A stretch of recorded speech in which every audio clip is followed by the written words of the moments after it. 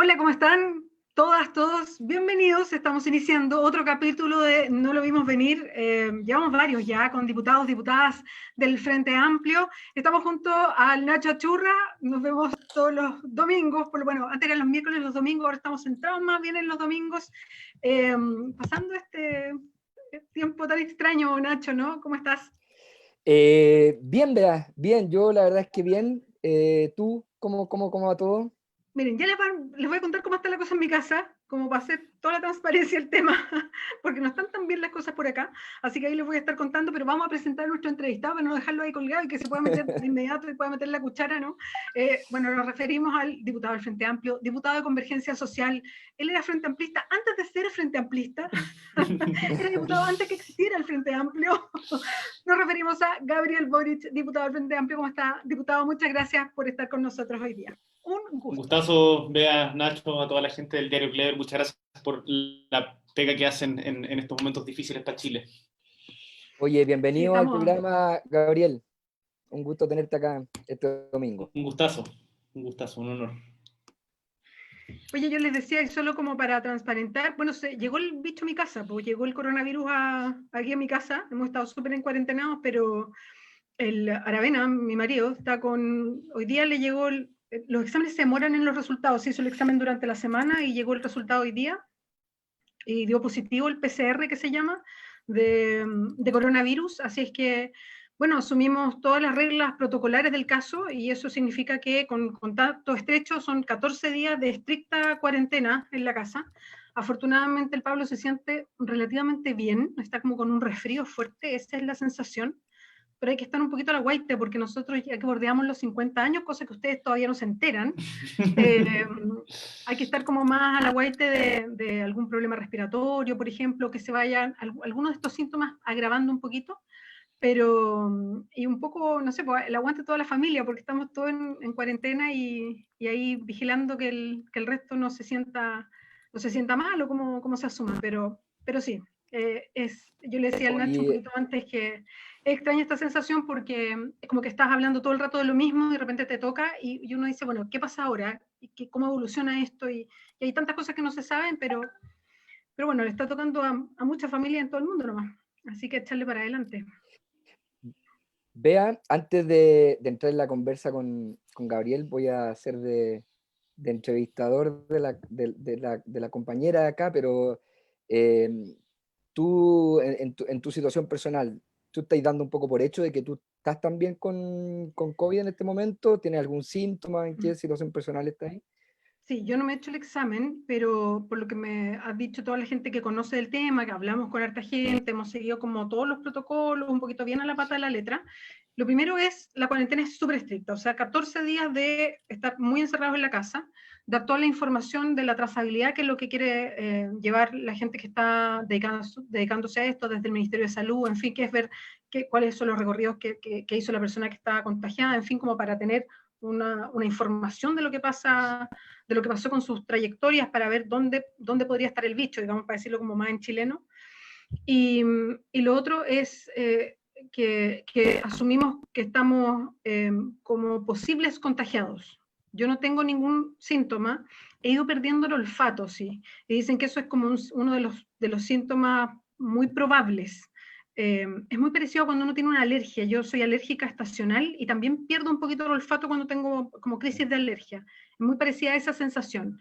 Así es que, pero es como el único síntoma. Y en la casa todos como con situaciones diversas. Mi hijo mayor está bien agripado, así que asumimos que es sintomático también. Los más chicos, parece que no les pasa nada, esos todavía tienen olfato totalmente desarrollado, saben cuando estamos cocinando algo, así que asumimos que ellos están todavía o son asintomáticos o están sanos, así que estamos tratando como de mantener espacios de separación. Es medio difícil en la casa, porque todos circulamos como en espacios comunes, pero organizando un poquito la situación en ese sentido, pero lo más estricto es mantener el aislamiento total, la cuarentena de los 14 días. Eso. Oye, bueno, antes de empezar esta conversación, Bea, transmitirte todo el cariño, el afecto, tal como tú decías, esta es una situación que está viviendo mucha gente en el mundo y por cierto en el país, pero darte un abrazo virtual gigante a ti y a tu familia la enfermedad se desarrolle en un nivel ligero, digamos, y que nadie presente complicaciones. Vamos a estar concentrados y tirando energía para que eso sea de ese modo. Sí, sí, muchas gracias, Nacho. Un beso, vamos a estar, sí, bien, bien pendientes de eso y pendiente de todo lo que pasa. Bueno, y mucho de lo que vamos a conversar hoy día tiene que ver con lo que nos está pasando hoy día, con lo que nos venía pasando desde el estallido, con lo que nos hemos planteado desde hace tanto tiempo en el Frente Amplio. Y quiero aprovechar de partir con las preguntas con Gabriel, quizás no directamente con lo que estamos viviendo con la pandemia, con el estallido, sino más bien con algo, Gabriel, que me llamó mucho la atención, incluso antes de conocerte, sino más bien como cuando yo trabajaba de periodista así como 100% y te entrevisté, y que me llamó mucho la atención, y que era que en un país como este, donde estamos acostumbrados a que no solamente en la política, sino también en los negocios, en general en la vida, el éxito se traduzca tanto como en un exitismo, en mostrar lo positivo, en ocultar los fracasos o las debilidades. Tú desde un comienzo fuiste un político que planteó, por ejemplo, el valor de la duda y no siempre de tener la razón. Mostraste aspectos más vulnerables de ti mismo. Yo me acuerdo de esa entrevista cuando recién llegaste al Parlamento, que bueno, tú te debes acordar que se llamó, fue la revista El Sábado, era como el diputado que vino del frío, a propósito que es diputado magallánico, y que ahí tú contabas que tuviste TOC desde que eras chico, qué sé yo, y se volvió en un tema en un momento. Entonces, a mí me llamó la atención como alguien que se veía como, no sé, un diputado joven y como revolucionario y rebelde, pero también tenía un lado sensible, un lado vulnerable. Entonces, en un país que estamos acostumbrados como al exitismo, al winner, tú mostrabas otra faceta. Entonces, yo quiero saber por qué. ¿Por qué desde un principio siempre dijiste, mira, yo dudo, a mí me pasa esto, la cuestión es más humana, no siempre ganamos, muchas veces perdemos? Bueno, hola, hola Bea, hola Nacho, gracias por el espacio. Hola también a todas y todos los auditores que están comentando, a Liliana, Cintia, Matías, Charlén, Jimena, etc. Y bueno, por cierto, me sumo a lo que te decía Nacho al principio, toda la fuerza, apatía para Aravena, para tus tres hijos, y si podemos ayudar en cualquier cosa, estamos a tu disposición. Gracias. Dicho esto, yo una de las cosas que aprendí cuando yo tuve la oportunidad de ser presidente del Centro de Estudiantes de Derecho en el año 2008-2009, de Derecho de la Chile. Y ahí me embargó, en un momento tuvimos una situación bien tensa en ese periodo, que fue una toma muy larga de la facultad, larga para esa época, pre-2011, digamos.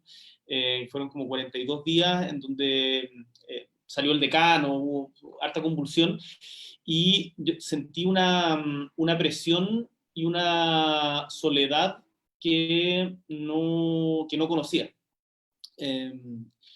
Y tenía la sensación de que eh, tenía el deber de ser así permanentemente, porque si yo mostraba algún tipo de vulnerabilidad, mi equipo o la gente con la que trabajaba podía también desmoronarse. Una visión que ahora creo muy equivocada.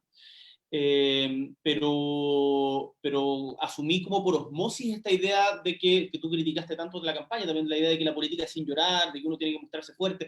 Había gente que trataba de convencerme en esa época, ya que uno tenía que crear un personaje que fuera diferente a uno mismo, en la presentación pública. Y yo, después de esta experiencia, me rebelé internamente, sin saber lo que iba a venir después, pero me rebelé internamente y dije, si a mí me apasiona la política, es el espacio desde donde creo que se puede transformar la realidad para hacer un país y un mundo más justo, y en la política no puede estar disociada de la propia personalidad. Y por lo tanto uno tiene que tratar de prefigurar su discurso en las propias acciones. La revolución parte por uno mismo.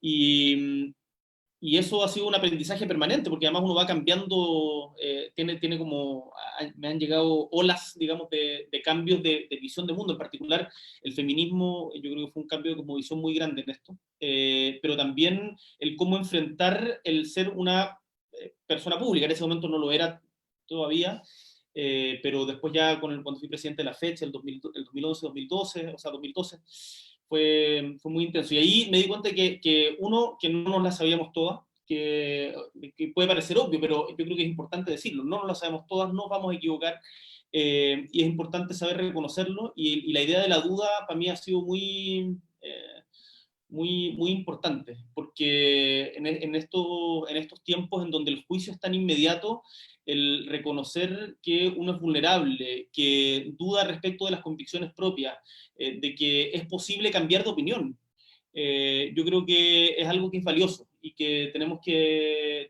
reivindicar como un espacio fundamental del diálogo político y democrático. Eso es muy impopular en tiempos de juicios tan categóricos, Mm. pero yo creo que para la tolerancia es tremendamente importante.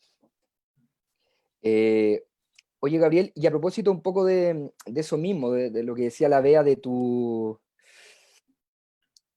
vocación por mostrar la duda, por mostrarte humano, vulnerable en un mundo en que, tal como tú dices, cuesta a veces distinguir como lo representacional de los hechos o del original, ¿no? Estamos como en un mundo además en que circulan las informaciones con una rapidez y con un volumen en que pareciera que hay que siempre adelantarse y estar haciendo el juicio de los primeros y ser capaz de entender e interpretar rápidamente lo que está pasando para poder estar en la esfera pública y de marcar inmediatamente una posición.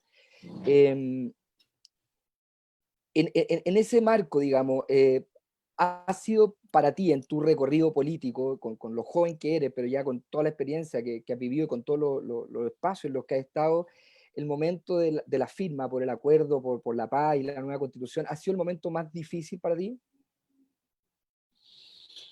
No diría que el más difícil, quizás el más importante, quizás el más, me tocó jugar un rol en las conversaciones que se dieron para eso, y, y yo creo que lo primero que hay que decir respecto al acuerdo que dio paso al plebiscito, es que esto hubiese sido imposible sin la movilización de un pueblo. O sea, esto no es una cuestión de que se haya logrado por la buena voluntad de que la derecha haya dicho, mire, si saben que en verdad esta idea que tenían hace bastante tiempo de cambiar la constitución, la vamos a tomar, juntémonos a conversar. No, se dio porque hubo una movilización y hubo una inquietud que yo creo que nosotros, y yo sé que esto es polémico, pero creo que, yo lo digo con orgullo, yo creo que aprovechamos bien en ese momento para poder darle un cauce institucional a la reforma o la posibilidad de reforma más estructural en Chile desde 1980. Y pensar de que la Constitución es algo que ha defendido con uñas y dientes la derecha, desde el momento mismo de su promulgación en adelante, no solo uñas y dientes, sino también con fuego, y después con vetos y con una serie de artimañas, maquinaciones, y saber que pudimos contribuir de alguna manera a generar la posibilidad de que esa estructura cambie radicalmente mediante una convención constitucional 100% electa, una de las alternativas, que más encima después logramos porque seguimos empujando en conjunto con las movilizaciones, que sea paritaria, que los independientes puedan ir en lista, y todavía está pendiente los pueblos indígenas, pero está bastante avanzado, porque tenemos que lograr sacarlo, que haya un escaño reservados para los pueblos originarios chilenos, o sea, los pueblos originarios que habitan en el territorio que hoy día conocemos como Chile, más bien. Me parece que es tremendamente positivo. Y yo, si bien hay un sector de la izquierda que es muy crítico de este acuerdo, yo la verdad estoy orgulloso de haber podido colaborar a él. Y creo que, si la pandemia lo permite, digamos, creo que tiene mucho potencial que podamos discutir democráticamente cómo queremos regirnos, cómo queremos que sean nuestras instituciones. Este es un momento para repensar las instituciones. Lo que vino después, mira, yo ahí efectivamente me jugué un capital político, porque es muy fácil estar en la cresta de la ola, como ser de los top 3 de aprobación y estar como con el vuelito de la buena onda, y tomar decisiones que a veces son impopulares incluso para tu mismo sector, traen muchos costos, no solo personales, sino también colectivos. Esto no se trata de mí, sino también en nuestro partido, Convergencia Social, generó una crisis importante, no solo eso, sino también otros eventos, pero fue muy difícil. Pero yo creo que el acuerdo para una nueva constitución abrió una puerta y no podemos dejar que se cierre. Y estoy orgulloso de haber podido colaborar en eso. Oye, pero a propósito de esto mismo que tú decías, y como de que la política es inseparable de lo humano, ¿no? Y el personaje en la política es finalmente la persona. eh, ¿Cómo viviste tú esa fractura interna en el partido, además del que yo soy parte también, de Convergencia Social? ¿Cómo viviste la crítica de un sector de la izquierda o de un sector de la base de apoyo también del Frente Amplio, que por diversas razones que podríamos analizar también, se sintió en algunos casos incluso traicionada, o en otros casos sintió que se hacía una cuestión a espaldas de la ciudadanía? Porque yo comparto la posición, yo creo que hoy día, a vista de lo que ha sucedido, efectivamente, el plebiscito es una ganancia de la movilización, por cierto, y es lo que tenemos más concreto hoy día como posibilidad de construir un nuevo estado de cosas. Pero ¿cómo viviste eso en términos personales? En esta idea de la duda también, ¿te mueve el piso o vaya adelante? A ver, o sea, ha sido muy, desde el estallido en adelante, esto da para irse de tesis y una conversa eh, que es súper larga, pero yo creo que nosotros somos una generación que en un principio fue etaria, pero después yo creo que se fue difuminando lo etario y la idea de la juventud. Pues somos una generación que ingresa en política o que asume un rol protagónico en política post-2011 y asumimos un rol de impugnación, pero el estallido social nos impugnó a nosotros también, y nosotros somos parte de los impugnados. Y por lo tanto, yo creo que es súper importante que desde el Frente Amplio tengamos la humildad para entender de que, justa o injustamente, eso es otra discusión, hoy día estamos en un momento de con blancos de impugnación política, porque no hemos logrado, y uno puede hacer mucho análisis respecto a por qué se debe eso, pero no hemos logrado proyectar o ejercer las promesas o este espíritu que traíamos de renovación de la política. Yo creo que hemos avanzado y hay un montón de cosas positivas. Yo no soy un pesimista en esto, no soy un agorero, pero creo que hay muchas cosas que tenemos que hacer mejor, y en lo personal, efectivamente ha sido muy difícil pasar de estar en una situación de relativa comodidad pública a ser también parte de quienes han sido impugnados. O sea, mira, esto como estamos en Zoom y no veo las caras de la gente que está viendo, es difícil, uno se relaja mucho a veces, como siento que estuviéramos tomando una El chela en mi espíritu, casa. el Sí. espíritu. Es la idea, es la idea, es la idea. Pero claro, después, y en particular después de la agresión que tuve cerca del lugar donde vivo en Santiago, que es por Calicanto, claro, salgo como en modo alerta cuando estoy en la calle, porque camino una cuadra y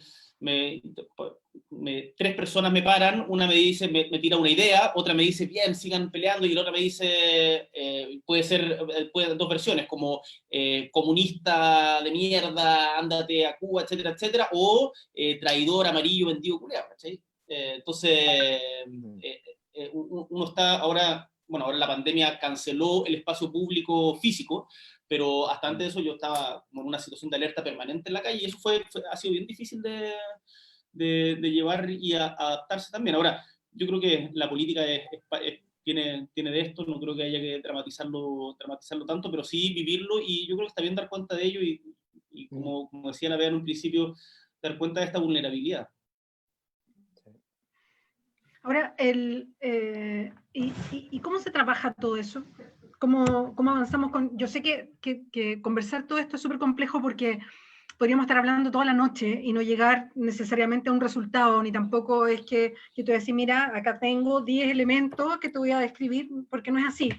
Pero es con el fin de ir sacando cosas, y en una conversación, no más que podemos tener ahora como para un programa. Pero cuando efectivamente llega el Frente Amplio, y tú lo decías, Gabriel, y llegamos y buscamos interpelar en muchos sentidos a cómo se está haciendo la política, a cómo nos gustaría estar ahí, a cómo nos gustaría representar a la gente, y entramos a una institucionalidad que además está tan cerrada sobre sí misma, y uno cada vez lo ve más. Tú lo sabías porque habías sido parlamentario antes, y volviste a ser parlamentario. ¿De qué manera se puede ir avanzando hacia otro lado? Y te lo pregunto porque yo también soy de las que estoy harto orgullosa de muchas de las cosas que ha hecho el Frente Amplio. O sea, yo creo que, es más, creo que si el Frente Amplio no hubiese estado en el Congreso, hay muchas cosas que no habrían pasado necesariamente. Y esa lectura no se hace tanto para afuera porque cuesta explicarlo además. De hecho, cuesta explicarlo porque poca gente conoce cómo se maneja el Congreso, o lo difícil que es avanzar en un sistema hiperpresidencialista, en fin, todo lo que nosotros sabemos además, y que se maneja un poco para afuera. Pero asimismo también, pero con todo esto adentro de la olla, ¿de qué manera poder seguir avanzando y de qué manera poder instalar estas discusiones de otra forma? Con medios de comunicación que no están interesados en que esto sea una discusión permanente, o de abrir, no sé, las páginas en una discusión así, entonces, con la política que parece que estuviera solo encerrada dentro del Congreso permanentemente. A mí eso yo lo veo difícil como trascender en estas discusiones, o sea, volcarlas hacia afuera.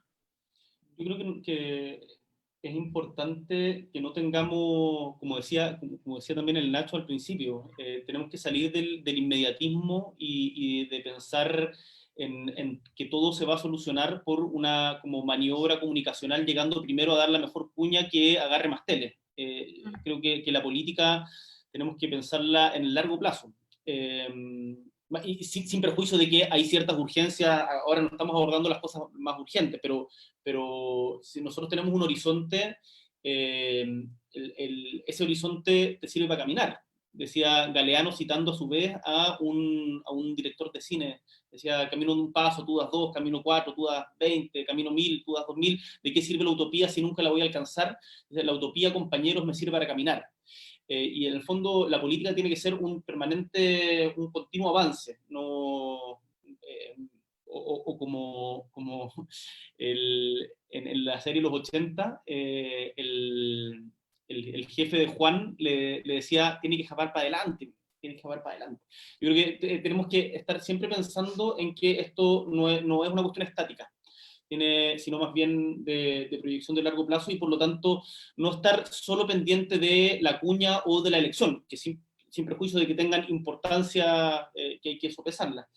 Y cuando uno ve ese mapa más grande, digamos, yo me acuerdo que el 2000, o sea, a fines de los 90, a principios de los 2000, la discusión en Chile estaba absolutamente alejada de cualquier atisbo de derechos sociales. O sea, el consenso neoliberal era absoluto entre las élites que gobernaban, y no había nada parecido a una movilización ni agencia de quienes no fueran políticos profesionales. Entonces, las movilizaciones, la época de movilizaciones que se inaugura, yo diría, el 2006 con la Revolución Pingüina, y que después tiene características que van mucho más allá de lo estudiantil. Las movilizaciones por el agua en Petorca, las regionales en Magallanes, en Aysén, en Chiloé, el caso de la salmonicultura, bueno, y así hay un montón de las socioambientales, las feministas, que cambian nuestra manera de ver el mundo. Yo creo que implican que ha habido un avance, y yo por eso soy escéptico con los agoreros que dicen como el Frente Amplio no ha servido para nada, por ejemplo. Yo creo que nosotros hemos colaborado nuestro grano de arena en canalizar un sentir de la política, y ahora tenemos el deber de reinventarnos también. Ahora, en la concreta, yo creo que esto no puede ser solamente cuestiones etéreas, tenemos que tener también una sana ambición de poder no para nosotros, sino para transformar, porque si no la política es testimonial. Y a mí una de las cuestiones no es que me indigne, porque la entiendo también, pero que me frustra, de la impugnación permanente de la gente o de quienes no están dispuestos a organizarse para avanzar.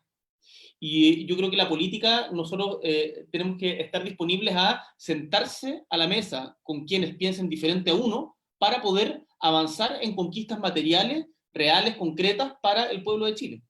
Y eso funciona en diferentes planos, en diferentes maneras, pero se puede lograr. Oye, Gabriel, pero Perdón, dale. no, no, es que creo que hay un punto clave que tú planteáis respecto a esta voluntad de sentarse con quien piensa diferente, ¿no? Mm. Pero ha habido dentro de la propia izquierda, dentro del propio Frente Amplio, una permanente como tensión entre quienes sienten que sentarse o con el gobierno o incluso con ciertos sectores de la oposición es de alguna manera darle como oxígeno al status quo, ¿no? Darle oxígeno al gobierno, darle oxígeno al sistema, darle oxígeno al neoliberalismo, a esta transición eterna, y que más bien lo que habría que hacer es atrincherarse en una posición, sosteniendo como una suerte de tesis, ¿no? que una tesis que muchos levantan como una tesis de época, que hoy día más que una impugnación al modelo económico, hay una impugnación al modelo político, ¿no? Hay como una impugnación a la institucionalidad, ¿no? A raíz de un montón de procesos, de cambio y revoluciones, para mí, culturales que están ocurriendo, ¿no? Como entre ellas, por cierto, esta nueva ola del feminismo. Pero ¿cómo crees tú que se puede avanzar en este equilibrio complejo entre sentarte a conversar con el otro, pero a la vez no estar dándole un sostén o un aval a políticas que no son representativas? Y te lo digo porque hoy día estamos nuevamente en esa posición, ¿no? O sea, el gobierno desarrolló una estrategia a través de la pandemia que ha demostrado, no quiero decir fracasada, porque yo no he tratado de alimentar como esta idea del fracaso del gobierno, pero por lo menos ha sido ineficaz, ¿sí? O no todo lo eficaz que se esperaba. Por cierto, la pandemia está en un momento crítico en Chile, y el gobierno, después de haber tenido un afán súper exitista, triunfalista, y haber querido cosechar tempranamente lo que parecían algunos aciertos en la gestión de la pandemia, hoy día a mí me da la sensación que ve que se le está cayendo de nuevo la estantería y está llamando a ciertos sectores de la oposición o buscando, creo yo, un poco generar ciertas condiciones de gobernanza, ¿no? Como de sostén de la institucionalidad. Me imagino que temiendo un estallido 2.0 con otro impulso que ya no solo son las condiciones materiales habituales de una normalidad que se volvió insoportable, sino que además un factor que es probablemente uno de los factores de revolución en la historia de la humanidad, que es el hambre, ¿no? O sea, cuando ya la cuestión se vuelve un problema ya no económico, no de modelo, se convierte en un problema de carácter humanitario. Y el gobierno está convocando hoy día. ¿Cómo se conjuga eso? ¿Cómo lo ves tú? ¿Cuál es tu voluntad o tu mirada en este momento? ¿Hay que acercarse, hay que escuchar, o no es el momento de sentarse a la mesa con el gobierno? Mira, a ver, varias cosas. Uno, en términos de principio, uno, uno es difícil hoy día poner proporciones en la mesa y en el debate, pero yo creo que es importante hacerlo. Y en el marco de una política relativamente democrática, con muchos déficits, por cierto, yo soy crítico de la baja densidad de la democracia, de la baja densidad de la democracia institucional chilena. Pero me parece que aún así estamos en un contexto, sin lugar a dudas, más democrático que el que había durante la dictadura. Y en un contexto como este, yo creo que en general uno tiene que estar disponible a poder confrontar visiones y tratar de avanzar sentándose a la mesa con quienes piensan distinto a uno. Y hay ciertos temas que yo creo que nos debieran convocar a eso. Yo creo que el acuerdo constituyente, el acuerdo constitucional que permitió el plebiscito fue uno de ellos, pero también lo han sido otros, como por ejemplo cuando diferentes figuras de gobierno oposición se sentaron a conversar sobre un plan de seguridad, que al final no, entiendo que no quedó mucho, pero ahí participó cuando tuvo el alcalde de Pudahuel, Johnny Carrasco, o el alcalde de Valparaíso, Jorge Sharp. Yo he participado de instancias por el tema de la infancia, o ahora por el tema de salud mental. Mañana tenemos una reunión con diferentes académicos, académicas, investigadores, personal de la salud, gente del gobierno, para tratar de desarrollar una estrategia de salud mental en el marco de la crisis del coronavirus, que muchas veces pasa como colado, pero es tremendamente grave lo que está pasando en materia de salud mental, y eso voy a participar. Ahora, hay una diferencia grande en cuanto, respecto en particular a la crisis actual, pareciera que el gobierno no tiene disposición de cambiar la estrategia que ha llevado adelante en materia sanitaria, laboral y económica, y en el fondo te invitan a sentarte a una mesa porque esto de acuerdo, se ha hablado mucho de acuerdo nacional, pero la verdad es una invitación a quienes participan de las comisiones de Hacienda, ni siquiera es a todos los partidos políticos, pero pareciera que es más bien para socializar los costos de la estrategia errada del gobierno, más que para efectivamente cambiar de opinión. Entonces, y cuando uno ve el show que han hecho con las cajas de mercadería, la verdad que yo por lo menos tengo el gobierno tiene que generar condiciones para un diálogo, y yo creo que ha generado muy pocas. Ahora, la crisis es tan grave, se está muriendo cada vez más gente, que nosotros no podemos quedarnos como amurrados en una esquina diciendo no vamos a ayudar en nada, no, hagan lo que quieran, no es nuestro problema, porque si este barco se hunde, viejo, nos hundimos todos. Estamos hablando de una lucha por la vida. No estamos hablando de un gallito político en el gobierno, estamos hablando de una lucha por la vida. Y ahí yo creo como Frente Amplio fuimos muy claro en eso, en decir, acá lo que se requiere es un nuevo ingreso básico de emergencia, cambiar el monto del ingreso básico de emergencia, protección laboral real, y un cambio en la estrategia sanitaria, que eso no es que lo hayamos planteado nosotros solamente, sino que lo han planteado todas el colegio médico, diferentes sociedades de especialistas, y una serie de visiones en esto. Entonces, yo creo que nosotros hemos puesto no son condiciones como de hacernos los lindos, sino de el diálogo para algo. No tiene sentido ir a tomarse una foto para que después me traspasen los costos de la embarrada que esté dejando. Es para cambiar la estrategia, y yo creo que eso es lo que ha planteado el Frente Amplio en esto, parte de la oposición también, y me parece que es el camino correcto en este momento. Yo voy a leer varios de los comentarios que están llegando, porque, bueno, nos pasa en varios de los programas que la gente empieza a comentar y hay discusiones entre las personas que comentan, y está todo en llamas, así que voy a aprovechar de leer mucho de lo que nos llega. Desde el principio que había muchos saludos de Magdalena Díaz, Henry Martí, Cata Muñoz, Liliana Luna, Paula Jara, Patricio Morales, Juan Andrés Curumilla, Cintia Vivallo, Matías Marín, Charlendilla, Jimena Becerra, Luz Marina Ortiz, Luis Rosas. Bueno, todos mandaban muchos saludos, aguante, dedito para arriba, en fin, así que muchas gracias. Pablo Mantileo también desde Antofagasta nos decía aguante. Camila Rubio, qué lindo el chaleco, Nacho, ¿eh? Decía Camila Rubio. Patricio Achurra, me imagino que lo conoce, Nacho. Decía, me imagino que el auditor de este programa, mi viejo. Pero dice, ¿cómo piensan enfrentar este momento en que el gobierno intenta dialogar cuando sabemos que sin duda lo que intentará es imponer sus soluciones e ideologías? Justo estábamos hablando de eso. Pero mira, le respondimos antes de leer su pregunta. Manda saludos desde Ñuble. Sergio Tapia dice, un país más justo, dice Boric, más justo para ellos y no para los demás. Patricio Muñoz dice, grande Gabriel, vea, no se vuelva más a perder, necesitamos de todos ustedes para cambiar este país. Muchos saludos, manda. Arturo Retamal dice, aguante Lucho Fonsi, y ahí caché, pareció el Nacho con Luis Fonsi, no me había dado cuenta. No me había dado cuenta hasta que leí este comentario. No creer que no me había dado cuenta. Lo siento, Nacho, pero a lo mejor te subo el columpio. No entremos en eso. 40 veces y nunca me había dado cuenta. Ahora yo te voy a subir al columpio desde ahora en adelante para firmo. Me da mucha vergüenza. Perdón, gracias Arturo. Joana Palacio manda saludos, estaremos más visibles, Joana.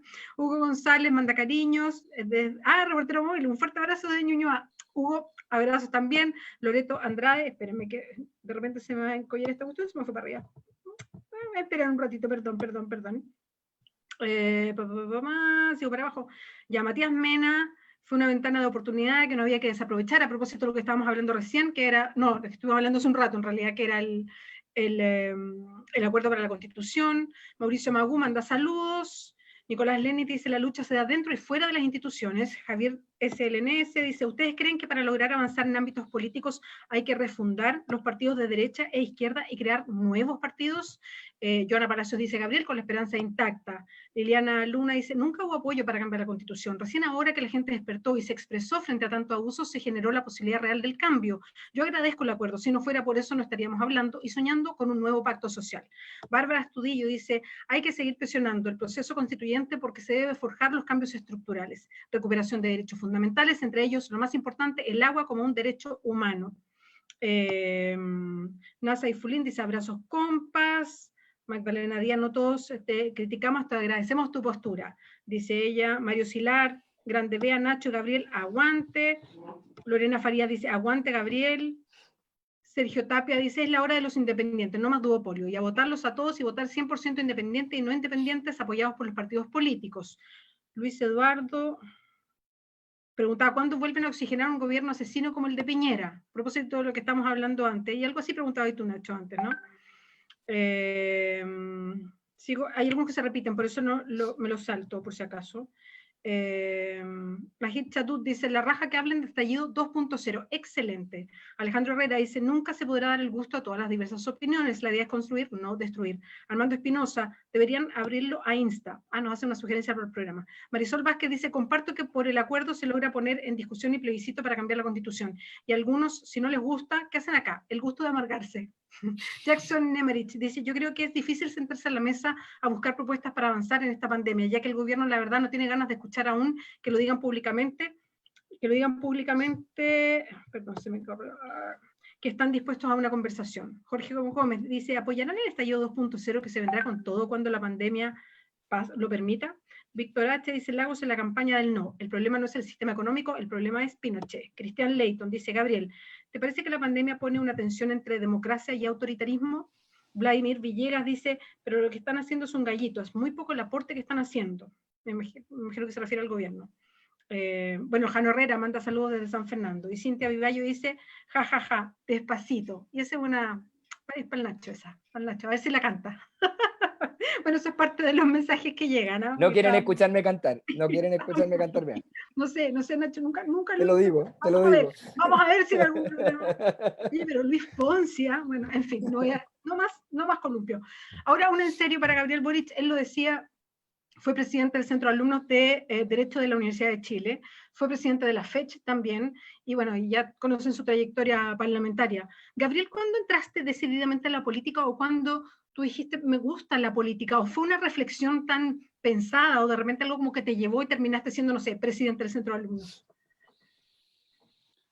Desde chico tuve interés por los asuntos públicos, digamos, que se expresaban, por ejemplo, en el colegio. Me cargaba la idea de que, cuando estaba en el colegio, de que el centro de alumnos fuera solo para organizar la fiesta de gala y unas canastas familiares. Yo pensaba que el centro de estudiantes tenía que tener un rol como de, no sé, cuestionar, entrar a discutir las políticas curriculares del colegio, cuestiones de esas características. Armamos en Punta Arenas la Federación de Estudiantes Secundarios, que había estado muerta por varios años, la rearmamos en esa época con un gran compañero, Juan Manuel Herrera. Y de chico, yo tengo el recuerdo de un momento particular que me acordé ahora a propósito de un libro de Enrique Lin que leí hace poquito, que estaba inédito, son 4 obras de teatro de Enrique Lin. Enrique Lin es conocido como poeta, pero fue un autor en múltiples dimensiones, y hace poco salió un texto que se llama Diálogos de Desaparecidos, que son 4 obras de teatro breves. Y me acordé de una conversa que tuve con mi papá muy chico, en donde le pregunté algo así como, estaba mostrando una protesta de los familiares de detenidos desaparecidos. Yo iba seguramente en básica. Y le pregunté, papá, ¿por qué no aparecen los desaparecidos? Fue a propósito, ya me acuerdo, del juicio de Manuel Contreras, cuando juzgaron a Manuel Contreras con Espinosa. Y los mandaron a la cárcel. Y me dijo, los desaparecidos hijos no van a aparecer vivos, porque los mataron por pensar distinto. Algo así me respondió. Y yo quedé así como no podía entenderlo. Entonces, a partir, como por qué desaparece gente, debo haber ido en quinto básico o algo así, y me puse como empecé a cachar un poquito más de historia de Chile, y a partir de eso fui cachando más, y ya en la media me di cuenta, yo soy privilegiado en términos materiales. Sin embargo, porque mi papá tuvo, no la suerte, sino pudo estudiar gratis en la universidad a fines de los 60, pero mi abuelo había llegado solo hasta segundo básico, y mi mamá no pudo ir a la universidad por Lucas, y mi papá y mi hijo era la primera generación. Entonces, pero me di cuenta que yo ya era privilegiado, yo ya era una generación privilegiada, y me di cuenta que los privilegios que yo tenía se sostenían en que otros no los tuvieran. Y ahí, en ese momento, dije, como me definí como una persona de izquierda, eso más o menos en la media. Y ahí después la lectura es el espacio, lo que me abre las puertas a la política, y al interés y al conocimiento en general. Y me formé políticamente en las movilizaciones, en las calles. A mí me tocó toda la época del movimiento estudiantil, de la lucha contra el CAE, el 2005, la Revolución Pingüina del 2006, y después todo lo que fue la reconstrucción del movimiento estudiantil para la explosión del 2011, con todo lo que significó el 2011. Entonces, tuvimos años de mucha calle en esa época, y además recorriendo, o sea, no solamente en la Facultad de Derecho de la Chile, que es donde yo estudié, sino recorriendo Chile, colaborando con la organización estudiantil, y bueno, después el salto para adelante. Oye, Por ahí Gabriel, vamos. a propósito de ese recorrido, yo me acuerdo cuando llegó este grupo importante de parlamentarias y parlamentarios del Frente Amplio al Congreso. Muchos celebramos y sentimos que por fin irrumpía una fuerza política que tenía un cierto carácter o un cierto factor etario, tal como tú decías antes, pero que trascendía eso, ¿no? Que era también una, una energía, una manera de entender la política, que se había ido gestando en una serie de movimientos sociales y muchos vinculados al mundo estudiantil. Y uno, y creo que muchos, ¿no? Y me imagino que los propios parlamentarios y parlamentarias, teníamos la sensación de que algo importante o sustantivo podía cambiar. Yo adhiero a la tesis, y por eso me considero frente amplista, y soy además militante de un partido del Frente Amplio, de que el Frente Amplio no ha sido un movimiento como inocuo y como testimonial, o que no ha provocado cuestiones importantes en la política chilena. Sin duda que creo que sí, pero probablemente lo que uno pensaba que podía pasar, ¿no?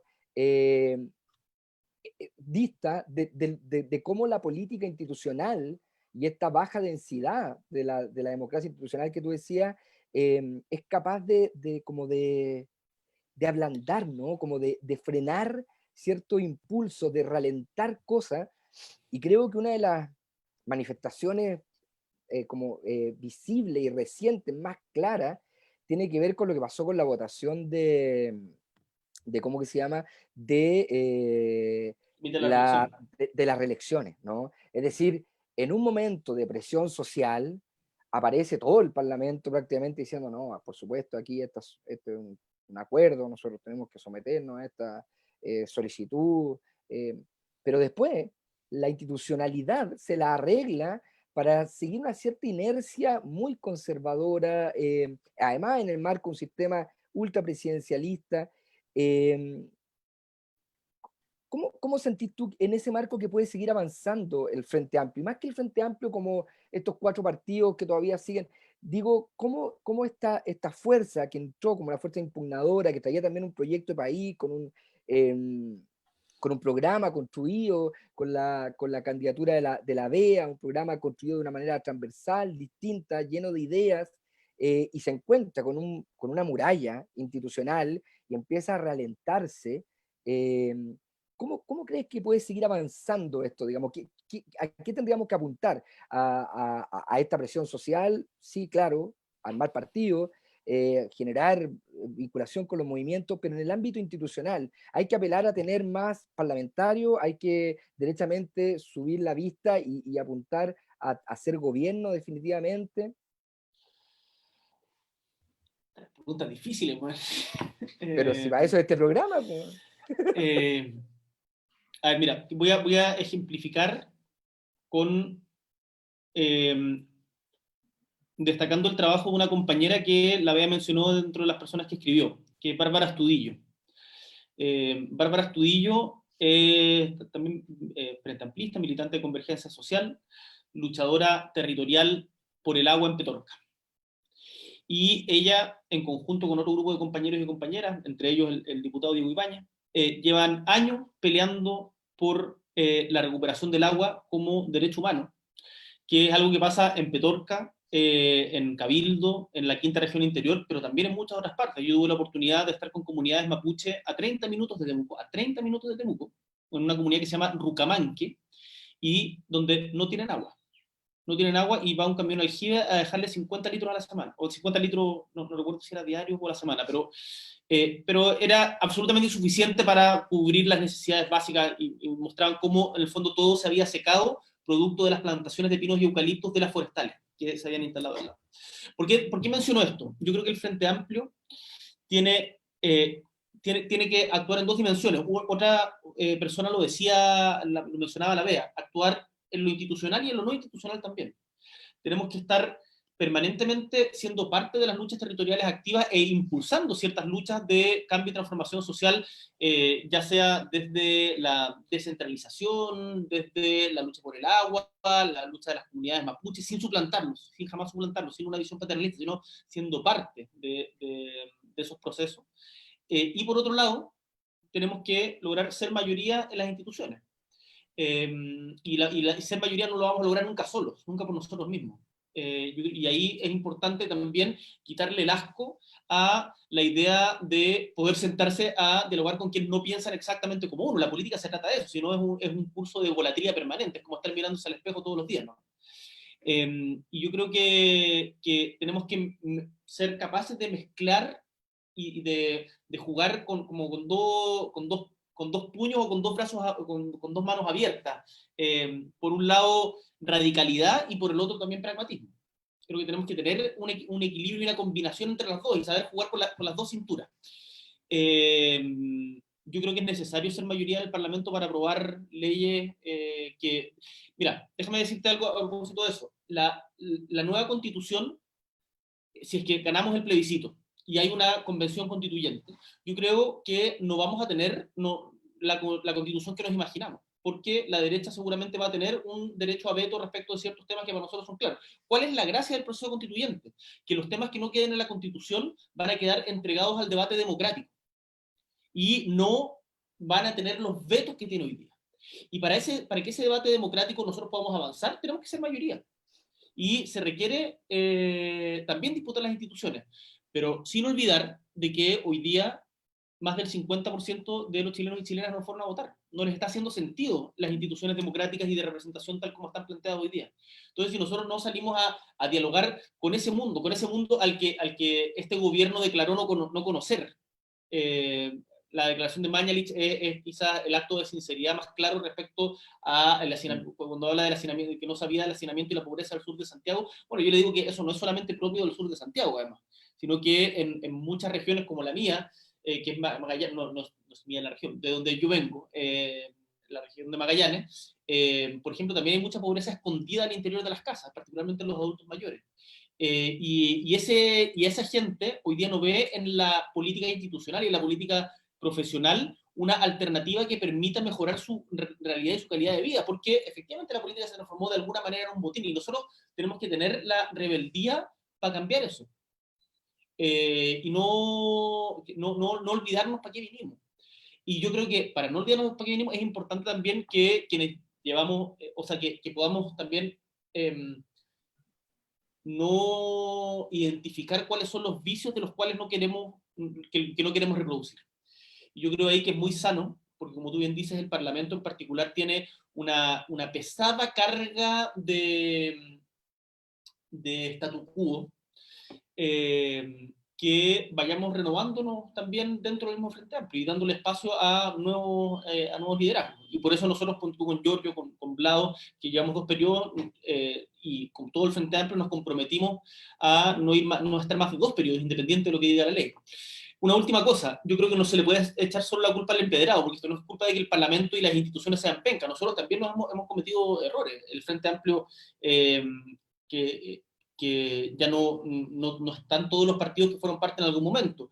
Yo creo que hoy día tenemos mayor unidad y coherencia política. Creo que había por parte de algunos compañeros una visión diferente y un ánimo más bien como solo denunciativo, pero nunca estar dispuesto a arriesgar capital político para avanzar.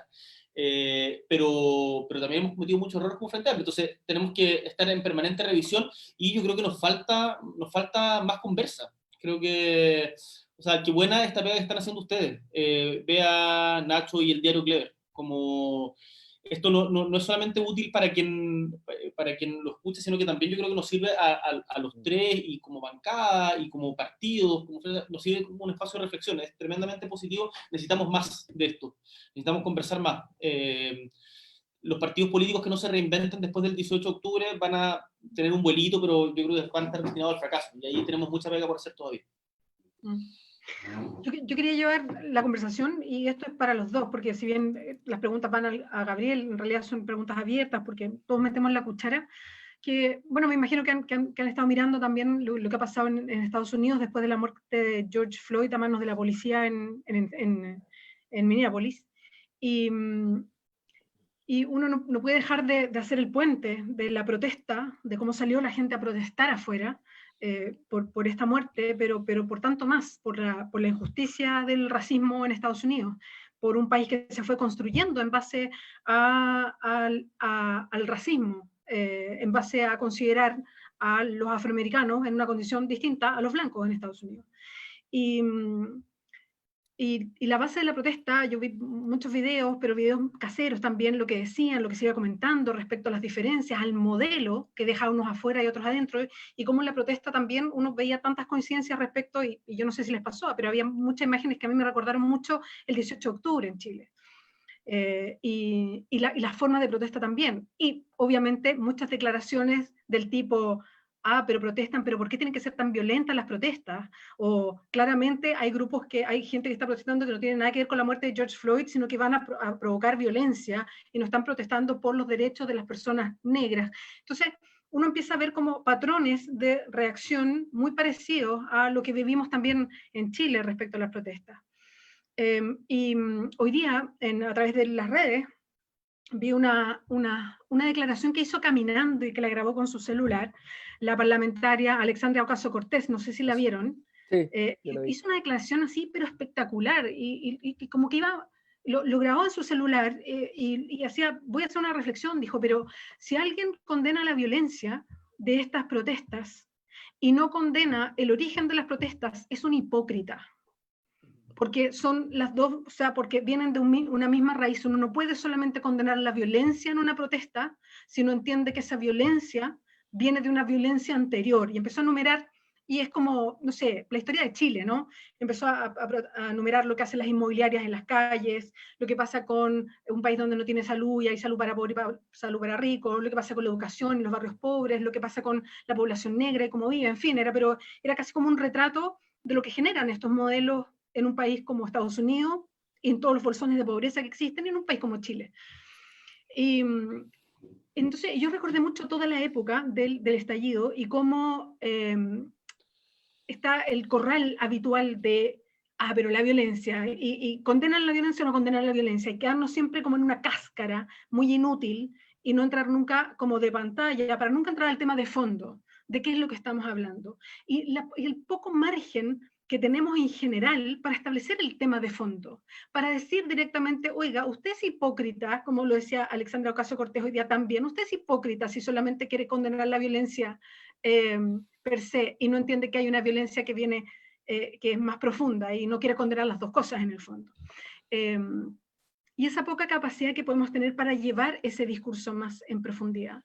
Y siempre que como quedamos casados de alguna manera los sectores del Frente Amplio, generalmente se habla como de la izquierda, ¿no? Pero es tan difícil de trasladar todo lo que pasa a una discusión más de fondo y no quedarnos solo entrampados en esta cáscara.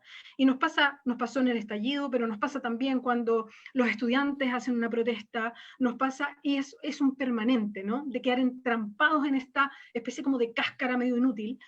Y yo se les quería preguntar, y esto es una cosa más reflexiva, al Gabriel, pero también Nacho, si tú querés aportar, y a la misma gente que nos está escuchando, ¿cómo insistir en instalar los debates más de fondo? ¿Cómo volver a instalar esta reflexión más de fondo? Y que no se capture por solamente el titular, la foto, y que quede todo entrampado en una cuestión que finalmente no sirve, eh, y que esconde todo lo que hay detrás, y que vuelve a salir, y vuelve a salir, y vuelve a salir. Un temazo. A ver, primero una breve reflexión. El racismo es inaceptable, sea en Minneapolis o en la Araucanía. Lo que pasa con el pueblo mapuche en Chile también es racismo. Yo creo porque ahora muchas veces veo, parecía que no miramos los Estados Unidos como si fuera este problema como tan lejano. Como No, nos pasa a nosotros. En Chile asesinaron a Camilo Catrillanca, la policía, el Estado chileno, desde mi perspectiva, desde un punto de vista racista. Joan Fobril, mujer haitiana a quien le quitaron a su hija y la dejaron morir negligentemente en un hospital en Santiago, murió también por ser haitiana en Chile. Entonces, el racismo no es algo ajeno a nuestra realidad y tenemos que ser muy claros en no solo condenarlo, como decía Angela Davis, que esta frase que es tan certera, no basta con no ser racistas, hay que ser activamente antirracistas. Porque uno no puede ser indiferente frente a ese dolor, a esa discriminación, que pasa en todas partes. Y ahí las fronteras da lo mismo las fronteras nacionales. Es una causa de la humanidad y que aún no está resuelta. Dicho esto, sobre las formas y el no es la formismo, digamos, todos los que están como permanentemente urgidos respecto al tema ya, pero ¿condenas o no condenas la violencia? Yo creo que la declaración Porque de... te suena la pregunta, ¿no, Gabriel? O sea, el otro día estuve en una entrevista en Radio Duna con Matías del Río, Consuelo Saavedra y Vergara, creo que, Rosola, y a propósito de lo que estaba pasando, la pandemia, y la entrevista fue casi entera de si condenaba o no condenaba las protestas en el bosque.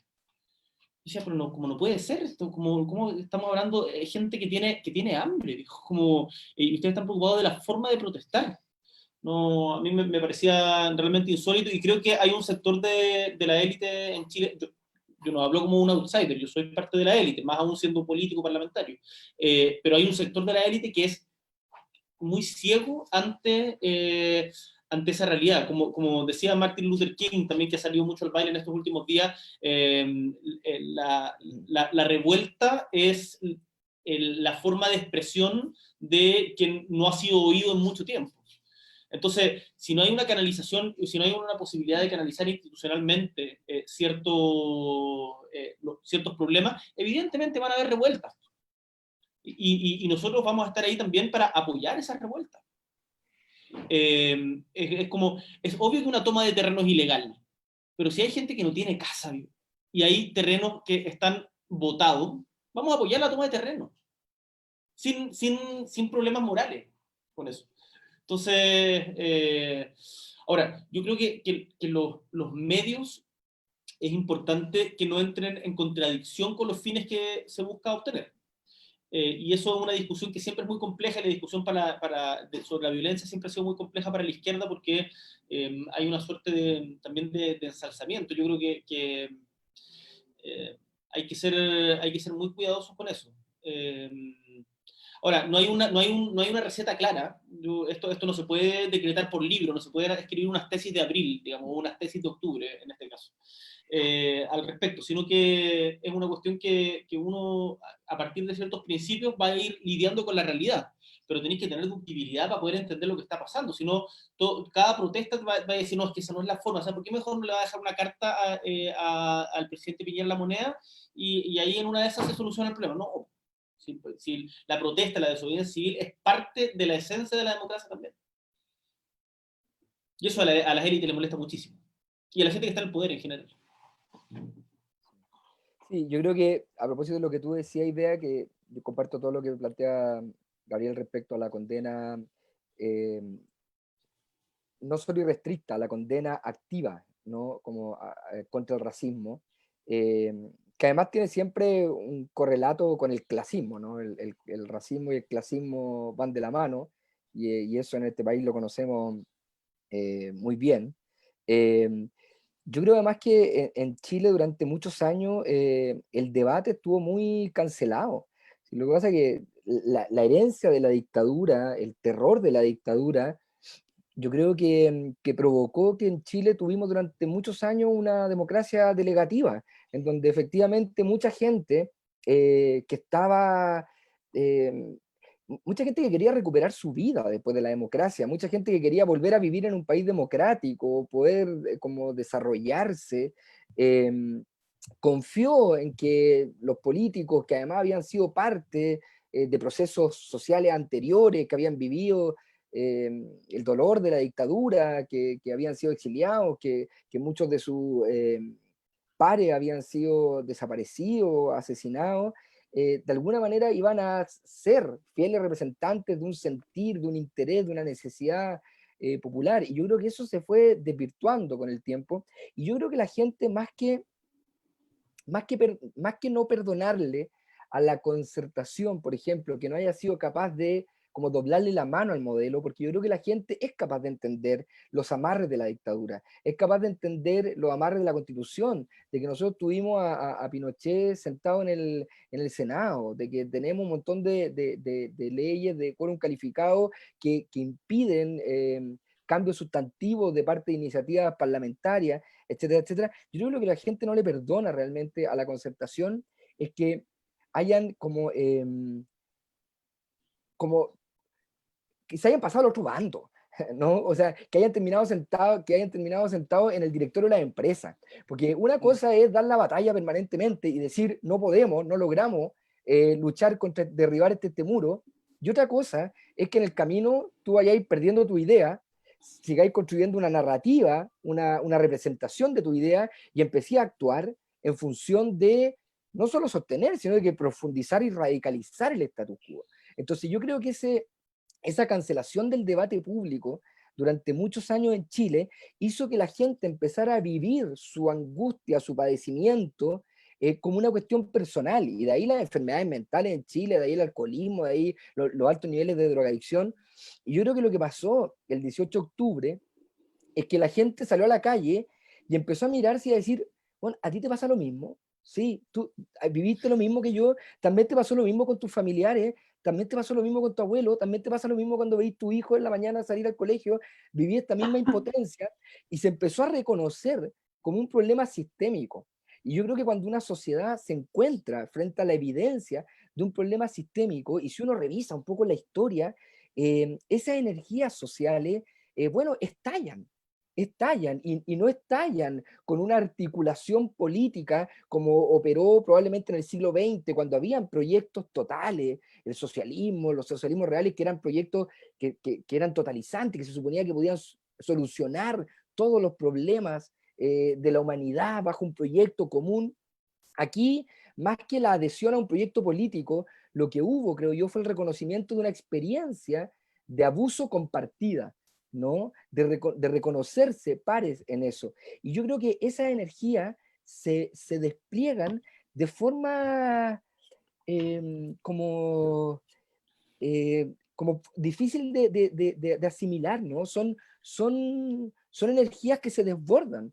Y yo creo que la institucionalidad y la élite efectivamente le tienen terror a esos desbordes, pero si la propia institucionalidad no es capaz de canalizar, es que esos desbordes van a seguir ocurriendo. Y yo creo que cuando la gente habla de la posibilidad de un estallido 2.0, no es que uno esté alentando, ni que uno esté diciendo, oye, nos estamos preparando, weón, para que las calles se vuelvan a incendiar. Es que hay una energía social, hay una necesidad que se despliega, en un momento u otro se despliega en la esfera pública y por lo tanto en el espacio público. Sí, yo también. A propósito de esta capacidad que descubrimos de Gabriel Boric de hacer como en la otra vez que hacía el gesto, así. Emoticón físico. Mucho, no sé, en una entrevista y hacía el gesto y estaba súper bueno. Sí, coincido. Oye, estamos acercándonos ya casi al final del programa, porque cumplimos ya 1 hora, pero quiero una última pregunta, Nacho, si me permites, al Por Gabriel, favor. a propósito de la pandemia. Hemos hablado un poquito de esto en particular, aunque todo engloba finalmente lo que está pasando. Pero Gabriel, a propósito de, bueno, toda la región de Magallanes estuvo en cuarentena larga también, a propósito de los números, y te quería como preguntar con lo que te quedas hasta ahora. No quiero hablar de evaluaciones, porque esto tiene tantas aristas, ¿no? Y esto tiene que ver además con gente que es muy especialista, epidemiólogo. Todos hemos ido aprendiendo un poquito de lo que pasa, y como que hemos asumido hasta una jerga medio médica para hablar en estas circunstancias, pero tal como lo hicimos para el estallido con los constitucionalistas, ahora los epidemiólogos, los infectólogos, y todos ellos le llevan. Entonces, pero te quería preguntar, ¿cómo estás mirando todo lo que pasa? Porque uno lo mira con mucha preocupación, o sea, escuchando al colegio médico principalmente, pero también a las sociedades médicas, con tanta angustia de que no escuchan las autoridades a propósito de cosas que se le advierten al gobierno, y eso no solamente está costando un número cada vez más alto de personas contagiadas en pandemia, sino de personas que se están muriendo, de colapsos del sistema de salud, en fin. ¿Cómo estás mirando lo que pasa y pucha, qué es lo que viene o cómo se puede, qué es lo que se puede pensar para las próximas semanas o ver de lo que puede pasar en las próximas semanas?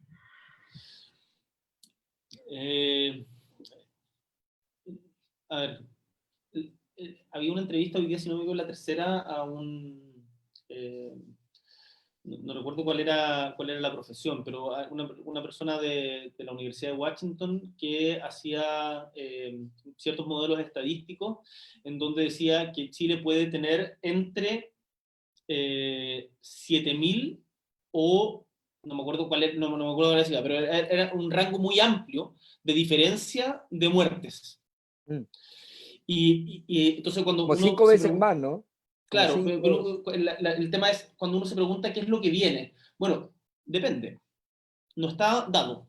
Yo creo que eso es lo importante de la política, finalmente.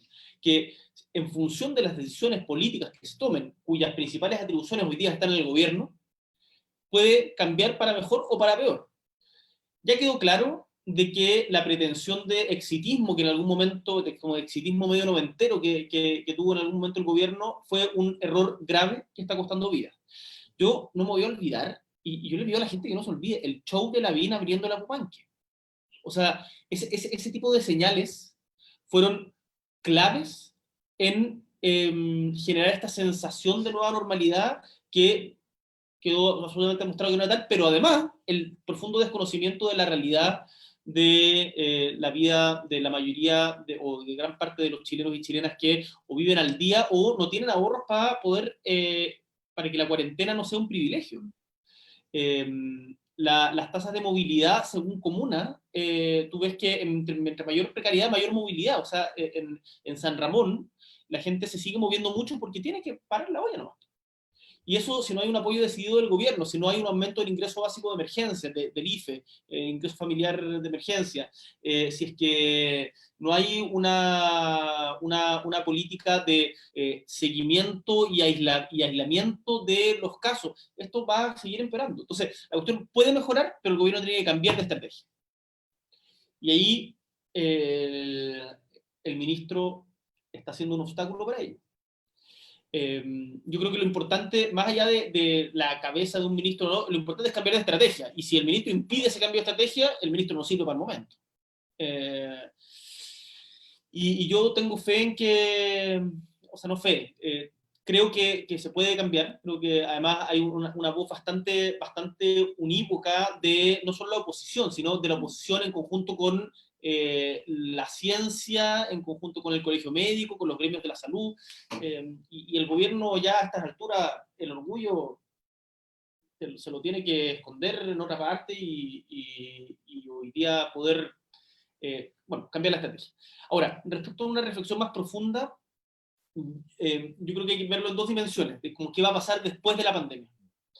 Yo soy optimista en el sentido de que a partir de esta crisis, y como queda muy develada las condiciones de desigualdad en las que viven la mayoría de los chilenos y chilenas, y las condiciones de precariedad, se van a impulsar o va a haber un espacio para leyes sociales que permitan una mejor distribución de la riqueza y, ¿por qué no?, del poder.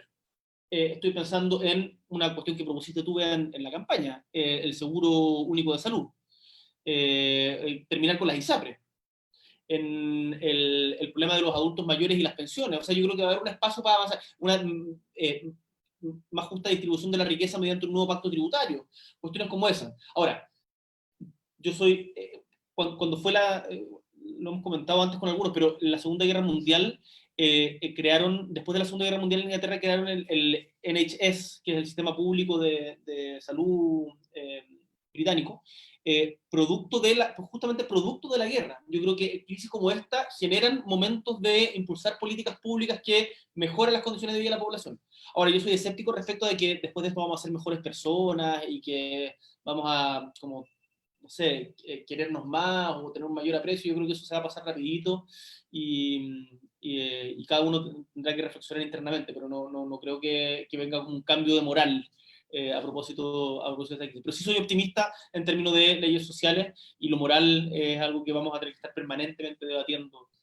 Oye, Gabriel, Sí, estamos sobre la hora, pero una pregunta muy pequeñita respecto a como una continuidad de lo que hay planteado nomás.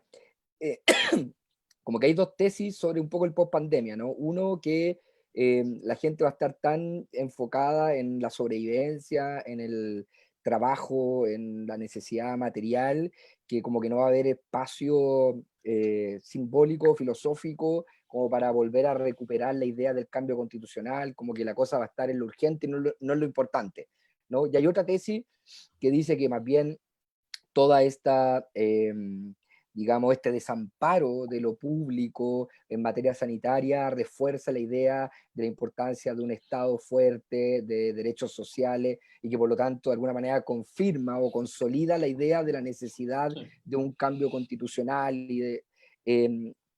¿Tú por cuál?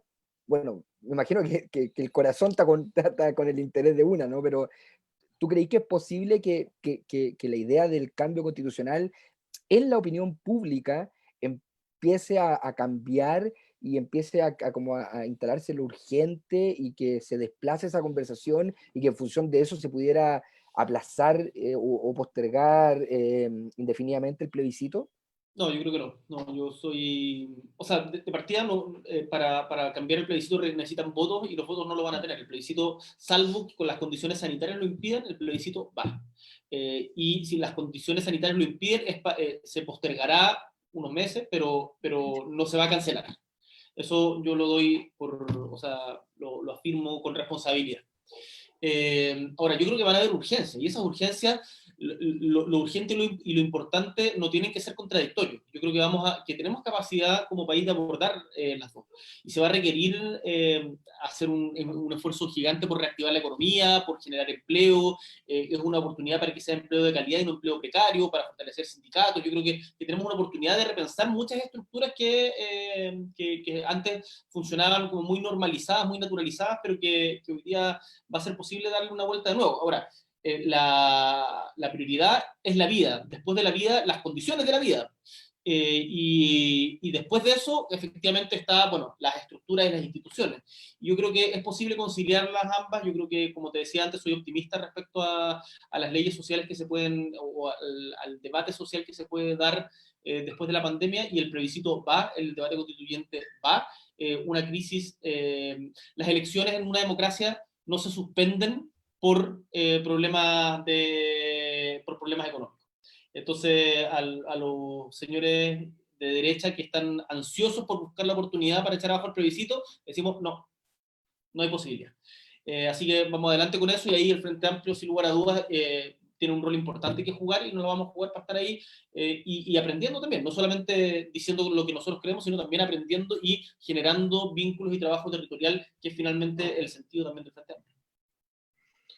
Gabriel Boric, diputado, muchas gracias por esta conversación, por darte el tiempo y porque, pucha, lo pasamos bien. Así es que cuídate mucho, y ojalá que en un tiempo que no sea tan lejano nos podamos ver en vivo y en directo y volvamos a saludarnos cariñosamente como siempre. Así que... por favor. Chao, bella querida, cuídate, saludos a tu familia, a Aravena, a tus hijos. Ahí se lo damos. Y cualquier cosa estamos de verdad a disposición. Un problema. abrazo, Nacho, y a toda la gente del Diario Clave y a todos quienes estaban viendo. Un gustazo. Gabriel, un abrazo muy grande, y Bea, quería fuerza, Aravena, tus hijos van a estar bien, seguro. Y aquí estamos, aquí estamos. Y agradecerle, mucha gente estaba escribiendo todo el rato, no alcanzamos a leer todos los mensajes, si no se nos habría ido todo el programa leyendo los mensajes.